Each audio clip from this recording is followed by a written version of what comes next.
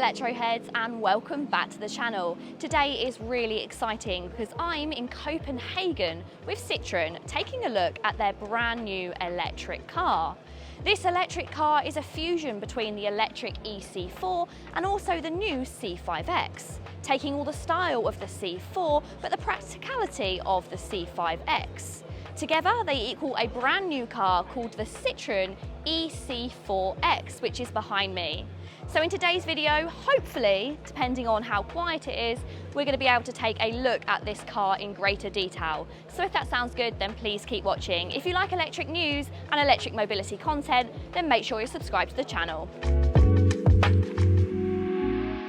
The statistics for the all-new e-C4X are very familiar because they're the same ones that you get on the Citroen e-C4 and also a lot of Stellantis products. That includes a 50 kilowatt-hour battery paired together with a 100 kilowatt powertrain, which together produces 136 brake horsepower and a claimed range of 224 miles. Now that is slightly more than on the Citroen e-C4, but by about 5 miles. And of course we do have to remember that recently the e-C4 has actually had a software update, which has made it better for driving in winter months and has improved the battery in the way that it works with the heat pump to give you more range in the winter. Of course, this all-new e-C4X will also have that software update. Just like the e-C4, the e-C4X can accept up to 100 kilowatts of rapid charging, which is pretty good. Most of us only really have access to 100 kilowatts, but it does put it slightly behind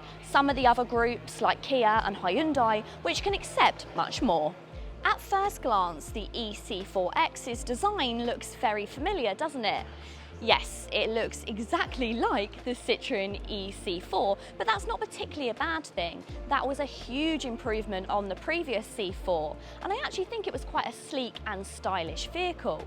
The biggest changes to this C4X are around the back, which I'll show you in a moment. There's also a few subtle changes as well, like these pillars here. For the first time in Citroen, these are actually body colour coded, and that's to give the whole car a much sleeker look. The Citroen e-C4X is there to offer an alternative between a hatchback and an SUV. Around the back, this is where the new design language is very clear. This looks a little bit like the e-C4 in certain ways, but it's very much its own vehicle, designed to create far more space than before. Actually, the rear of the car looks a little bit like the Genesis G70, but a few people have also said that it's got slight Polestar elements, but I don't know. Let me know in the comments down below. What does the rear of this new e-C4X remind you of? Well, inside this boot, there's up to 510 litres of usable space. That's 130 up on the C4. Enough to swallow a few suitcases. But Citroen's marketing this as a car for professional drivers and chauffeurs, giving it a quote, limousine feel. Maybe a bit of a stretch. No pun intended. Now remember I said about that space? Well, inside this boot there's actually 570 litres of boot space. It's absolutely massive. And Citroen also wanted to offer a different type of boot opening, especially for this segment of the market. And that means that I can't open it.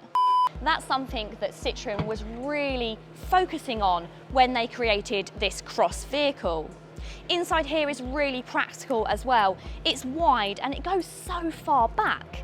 And when you first look in it, you think, surely there can't be any more space. But underneath the boot floor, they also still have somewhere to store your cables if you don't opt to have a spare wheel. And for the first time, Citroen have decided to open the boot like a saloon, opposed to a hatchback, to give it even more practicality. But there is something I find slightly disappointing though, and that's that none of the Citroen e-C4X's actually have an electric tailgate. As I mentioned, the new model has been extended over the Citroen e-C4. So the e-C4 comes in at around 4 meters 36, whereas this model is now 4 meters 6, and that gives you more rear interior legroom, more space in the back and front, and also a massive boot. inside the C4X and it very much does feel the perfect blend between the C4 and the new C5X. They seem to have picked and choose nice little bits to move over from each vehicle. For instance, you've got the larger new screen that you have featured in the C5X. But you've got the iPad holder that you get in the C4, meaning on long journeys when you're charging, you can watch Netflix on your iPad. There is one thing, however, I'm not very happy that they've brought across from the C4 rather than the C5X, and that's the head-up display. Rather than being the projected head-up display that you get on the C5X, they've opted to have the really flimsy display that you get in the C4. At least it works well, we know that. I've used the e-C4's head-up display before and the dials are very clear. It just feels quite cheap, and when you start up the vehicle it makes this noise as it comes out. But elsewhere, quality is very good. Now, if you've ever watched any kind of Citroen content, then by now you'll be so bored about hearing about their seats.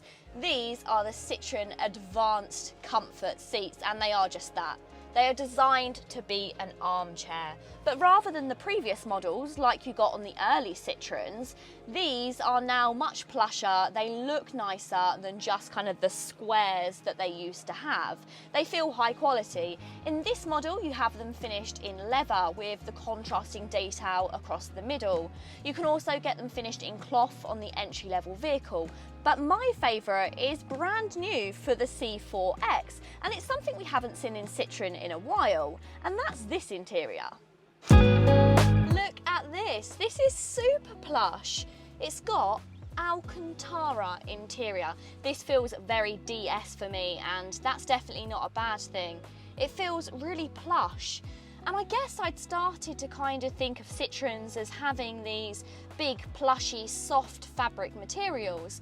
And the Alcantara, mixed with the leather and the little chevron details, it just feels magnifique. The new infotainment system uses a 10-inch HD screen that can be fully customised by customers using a system of widgets. Now familiar with smartphones and touchscreen tablets, widgets provide a fast way to look at apps and content on the vehicle's touchscreen without having to open the app.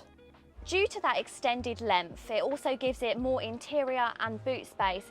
In the back here, you've actually gained 199mm of knee space, so it feels much more spacious and less claustrophobic than you get in the Citroen e-C4. It's really comfortable as well. Those advanced comfort seats in the front are brought through to the back, and it's actually slightly leant back to give you a relaxed feel. Amenities are good as well. I've got a pull-out armrest with a couple of cup holders, and you've even got a little space to pop your mobile phone. Also, I really like the fact that you have USB and C ports, so you won't always be scrambling around to find the right cable. Either will fit. The only disappointing thing about the back of this vehicle, I would say, is the sunroof doesn't come all the way back. It stops around here, and that just means that I don't get the benefit of the extra light in the back. Citroen hasn't confirmed how much the new e-C4X will cost, but you can expect it to be a little dearer than the standard e-C4. That car costs slightly less at $30,000 and rises to slightly more than $35,000 for the top spec model. Don't be surprised if this larger, more practical e-C4X model costs a few £1,000s more than that car across the range. You'll find out for certain before the car goes on sale in autumn 2022.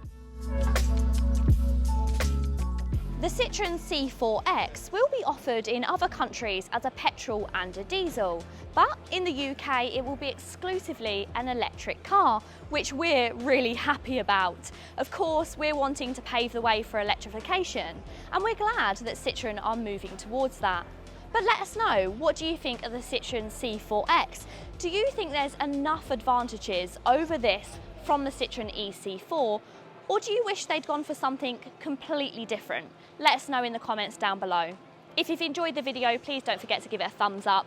And if you want to see more electric car content and electric mobility news, then make sure you subscribe to Electroheads. Until next time guys, see you later.